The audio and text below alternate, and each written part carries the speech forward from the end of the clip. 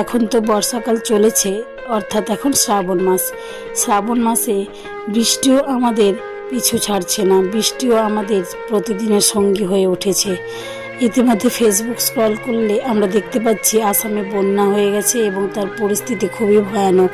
কত মানুষ ঘরছাড়া হয়ে গেছেন, কত মানুষ গবাদি পশু সমস্ত কিছু নিয়ে বিপদে পড়েছেন। এছাড়া এখন কেরালা এবং উড়িষ্যার দিকে প্রচুর বৃষ্টি হচ্ছে। আমাদের পশ্চিমবঙ্গে বৃষ্টি হলেও কখনো ডুবে যাওয়া বা বন্যার মতো এমন পরিস্থিতি দাঁড়ায়নি, বিশেষ করে আমাদের কাঁথিতে বলতে গেলে আশেপাশের কোনো আত্মীয় স্বজন প্রতিবেশী সকলেই আশ্রয় নেয় বন্যা কিংবা কোনো প্রাকৃতিক দুর্যোগ হলে।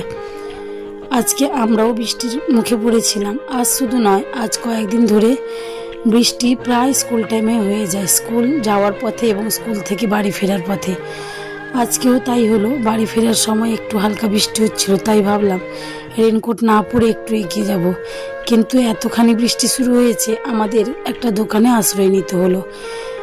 দেখো, ড্রেন ভর্তি জল যাচ্ছে, পুরো উঁচুর দিকে জলগুলো নিচুর দিকে গড়িয়ে যাচ্ছে। ড্রেন পরিষ্কার বলে এটা একটা সুবিধে, জল বেরিয়ে যায়, রাস্তাঘাটে তেমন একটা জল জমে থাকে না।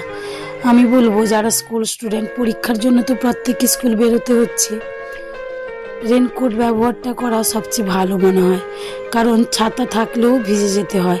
রেনকোট নেওয়ার পরে ছাতা নাও, তাহলে আমাদের নিজেদেরকে সুস্থ রাখতে পারবে এবং পরীক্ষাগুলোও সঠিকভাবে দিতে পারবে।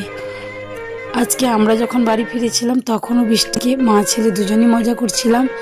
বাবু তো বেজায় খুশি ছিল, এই বৃষ্টি জল জমে যাওয়াতে তার খুব মজা লাগে।